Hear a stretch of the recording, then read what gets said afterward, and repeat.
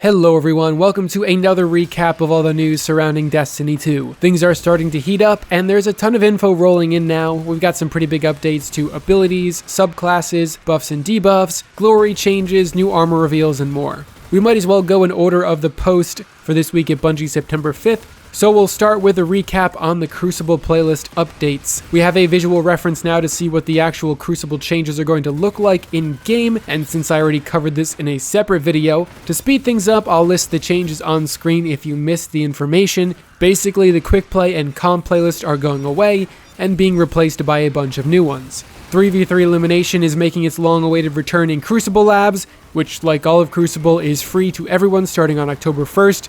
And we're getting a solo glory playlist.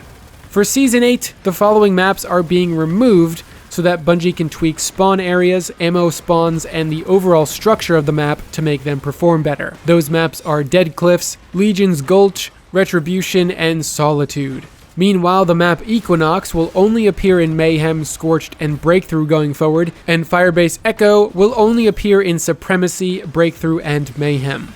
We already know that the original Destiny 1 maps Twilight Gap and Widow's Court are seeing a return in Season 8, but we're also getting a new map too, which is called Fragment. Bungie describes it as a combination of the Infinite Forest and the Dreaming City, which sounds freaking awesome. It's definitely got that Black Garden and Infinite Forest vibe. Hopefully this map ends up being on the larger side. As for the heavy ammo changes, you'll be able to share the ammo with your teammates in any 6v6 mode. Once you pick up the heavy ammo, there's going to be 7 seconds in which any other teammate can get it before it expires. Each player will get less heavy ammo in 6v6 because of sharing, as opposed to 3v3 or 4v4 modes where only one person can get it. Now let's talk Valor and Glory. Previously, if you were on a win streak of, let's say, 5, and you lost a game, that would reset your streak completely and you'd have to start all over. But with the new changes, losses will only reduce your Valor win streak by 1, and your Glory win streak by 2. On top of this, every major rank up to and through Fabled counts as a Glory floor. This means for every major rank up to Fabled, the game is not going to let you fall below that rank no matter how much you lose. You can still fall through the sub-ranks, like from Fabled 3 to 2 to 1, but the game stops you from falling any farther once you hit the floor, which in this case would be Fabled. In Season 8, the Glory floors are going to be Guardian, Brave, Heroic, and Fabled.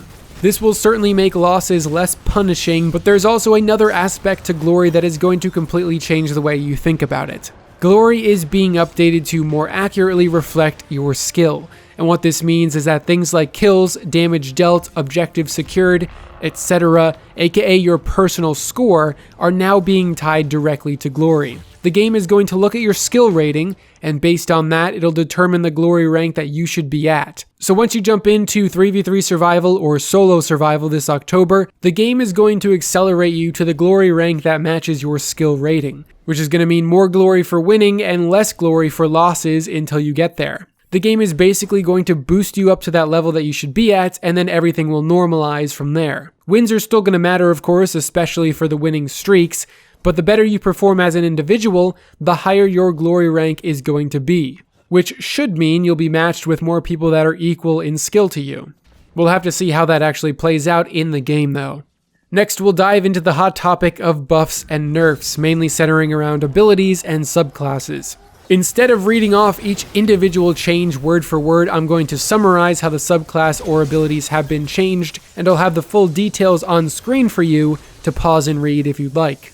Top Tree Night Stalker is getting some really big buffs. The biggest draw to this newly revamped subclass is the synergy that some of the perks are going to have. When you cause damage to enemies with your grenade, it's going to reduce the cooldown of your smoke bomb. Likewise, when you make allies invisible with your smoke, it's going to give your grenade energy back. And also, both top and bottom tree Shadowshot supers can now one-shot enemies in PvP, as well as seeing their suppression effects and tether accuracy improved. Top tree Sentinel is getting buffed, Ward of Dawn is going to be stronger than ever against other supers, and now also has Weapons of Light by default, which is a damage buff that lasts for 15 seconds upon stepping outside of the bubble. Also, when your nearby teammates get an overshield from you, all kills with it active will give any allies with that overshield more melee energy. Bottom tree Sentinel's shoulder charge ability can now suppress the target that's hit, as well as any target standing within 2 meters, which is super short. 2 meters is like literally standing right next to someone.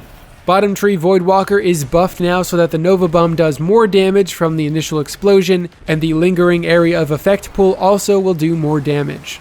As for nerfs, the only subclass really getting hit that we know of right now is Night Stalker. Top tree is seeing its damage sharing ability reduced from 100% to 50%, and True Sight in the middle tree Night Stalker is being reduced from 9 seconds to 3 seconds. Even with this change, you'll still have 9 seconds to execute Shattering Strike on an enemy. I'm not sure if those are all the buffs and nerfs for this patch, or if this is only a preview. I am a little skeptical since I'm almost positive Luke Smith brought up tuning Bottom Tree Striker in the director's cut at one point, but they didn't specify if this was the entire list this time, so I'll keep you updated if more subclass info drops at a later date. I certainly am hoping to see things like Burning Maul, Thunder Crash, Stormcaller, and Top Tree Dawnblade get some really big buffs this season. Now the following nerfs are mostly stuff I've talked about already. Those are the auto-reloading, super energy, and buff stacking nerfs, but this time we've got some actual info about them, so let's go over it. I spoke about my feelings on auto-reloading already in my previous video. Today though, we actually got some reasoning behind the nerfs, which is pretty identical to the kind of stuff I brought up in my video, but since I think it's extremely important to hear directly from Bungie, here are their words on why they nerfed auto-reloading. In the beginning, Lunafactions and Rally Barricade did exist, but they were clunky to use. They still had dramatic impact on gameplay even in that state, but eventually we decided to make their effects easier to handle. The problem they introduced always existed in the game, but over time these have become magnified due to the new abilities, perks, and weapons introduced into the Destiny 2 sandbox. The impact of something that takes away all reloading out of the equation means that other perks or effects like Hunter's Marksman Dodge or the sealed Ahamkara's Grasps can simply fall to the wayside. Even swords take a hit in comparison, being one of the few weapons that naturally never needs to reload. Reloading is one of those mechanics that are simple, but have wide-ranging consequences. Because the effect on gameplay of removing reloading is inversely proportionate to the size of your weapon's magazine and how slow your general reload animations are, weapons like rocket launchers and shotguns can benefit greatly compared to other weapons. This, alongside the increase in general access to the damage bonus effects like Well of Radiance, left us with the decision to remove this effect from these two sources, as they were causing things to quickly snowball out of control. Lunafactions is now going to give an increase in reload speed when used inside a Well of Radiance. Likewise, Rally Barricade gets the same effect, no longer automatically reloading your weapons from reserves. As for Super Regeneration and Orbs, those are getting tuned as previously mentioned in the director's cut. Super Orbs now give 50% less super energy, Masterworked Orbs give 50% less super energy, and both kills and assists give 25% less super energy. This is another great change because not only are supers way stronger than they ever were in Destiny 1, but you can charge them up obnoxiously fast in any mode. You can charge up your super before you even step into the Infinite Forest portal at the beginning of the Tree of Probability strike, and I've seen people get their super in a minute and a half in Crucible, which then allows them to chain with their teammates and completely destroy the flow of a match. No doubt thanks to the help of super mods. Bungie says, quote, "These changes will reduce the speed at which players are able to earn their super, which supports difficulty and reduces the current ability to trivialize certain content through excessively chaining supers." Buff stacking is the final of the more disruptive changes to the sandbox. As I explained in a previous video, only the strongest damage buff will affect your damage output at one time. This is because, unlike at launch, there are now so many buffs and debuffs that you can pile on at once that it lets you reach double or even triple or more the amount of damage that the content is designed for. Reducing the strength of these buffs and debuffs and preventing them from stacking means that Bungie doesn't have to resort to making changes like increasing the health of raid bosses, which would be bad because it would force players to play in the exact same most optimal way, using all the same buffs every time.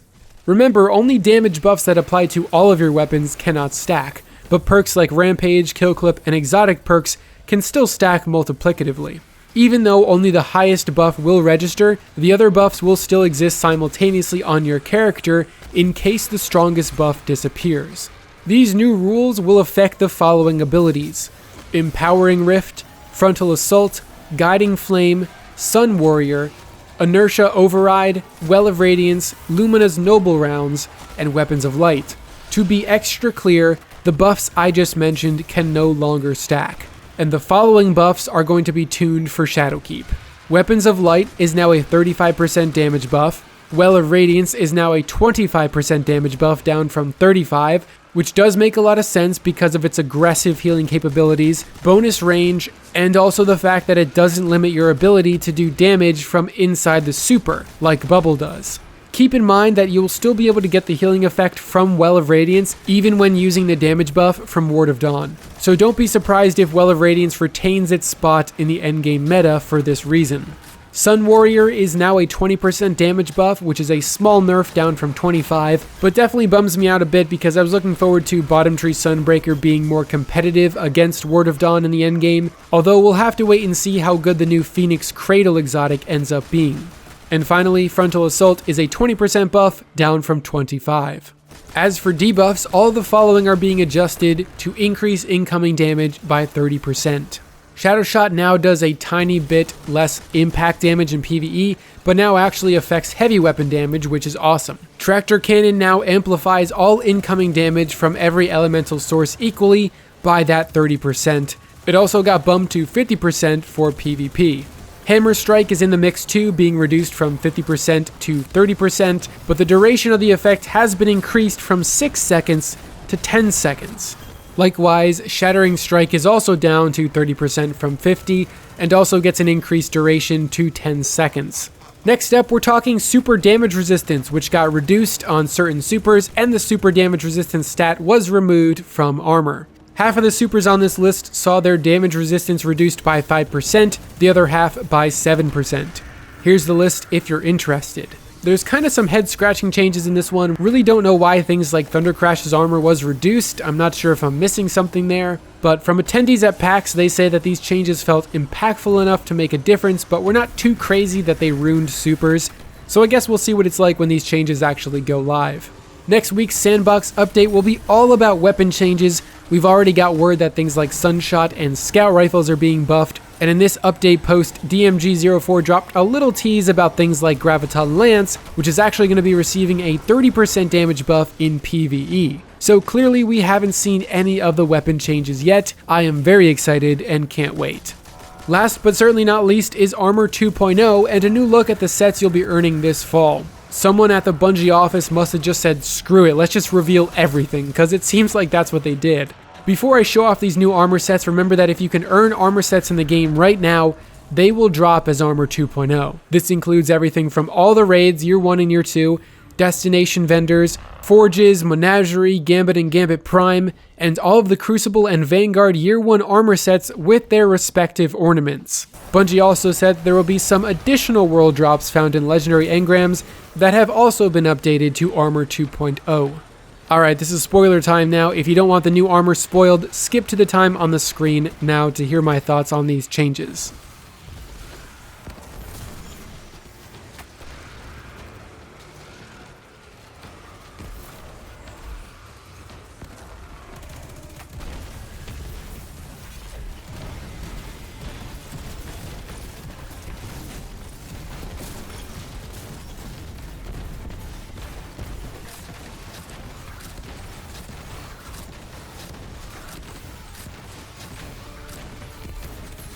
So once again, I'm pretty happy with almost every change that was announced here.